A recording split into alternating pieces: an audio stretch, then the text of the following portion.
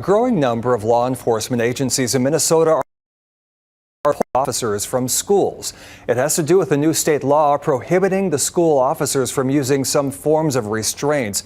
Opponents say the law limits the ability of officers to do their jobs and undermines their authority to respond to situations involving student safety.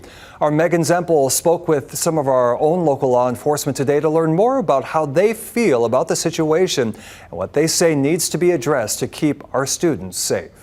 There are no plans to take school resource officers out of Olmsted County schools, but those I talked to today say the law is vague and it needs to be fixed. We all agree that we want to make sure our students are safe, and I think we also want to make sure that we're not using excessive force when we do that. A new Minnesota law passed in the Education Omnibus Bill restricts school resource officers' ability to use some restraints in the schools.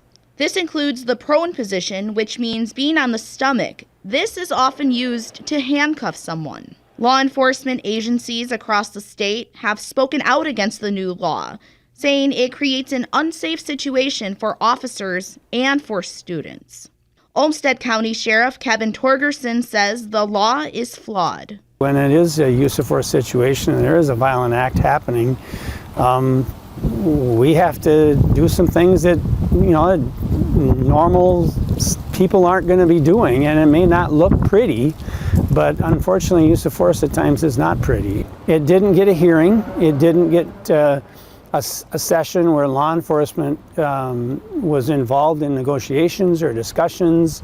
Wasn't the Sheriff's Association, the Chiefs, the County Attorneys Association. None of us had any input in it. Republican Senator Carla Nelson says the law was rushed through and is calling for a special session to address the issues. I believe we're at the time where we do need a special session to clarify what I think everybody agrees upon, which is school resource officers need to be able to have those tools to use in cases of imminent danger.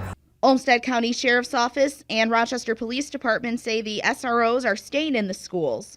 They credit that to long-standing good relationships with the schools and the support of the county attorney.